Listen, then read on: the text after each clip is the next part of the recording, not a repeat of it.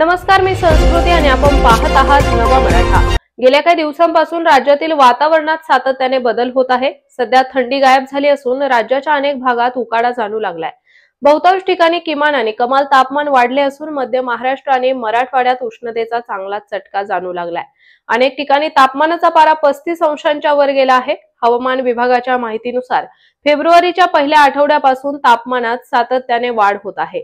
बहुतांश ठिकाणी तापमानाने 36 अंश सेल्सिअसचा टप्पा गाठलाय।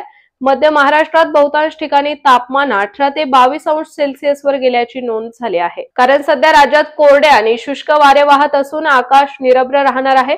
मध्य महाराष्ट्र, उत्तर कोकण आणि मराठवाड्यात तापमानाचा पारा सरासरीपेक्षा अधिक नोंदवला गेला आहे।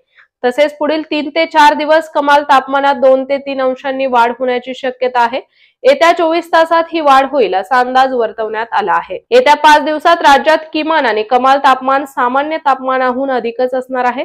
तसेच उत्तर महाराष्ट्रात बहुतांश ठिकाणी येत्या 24 तासात हळूहळू तापमानात वाढ होणार आहे। तर अशाच माहितीपूर्ण बातम्यांसाठी चॅनलला सबस्क्राइब नक्की करा।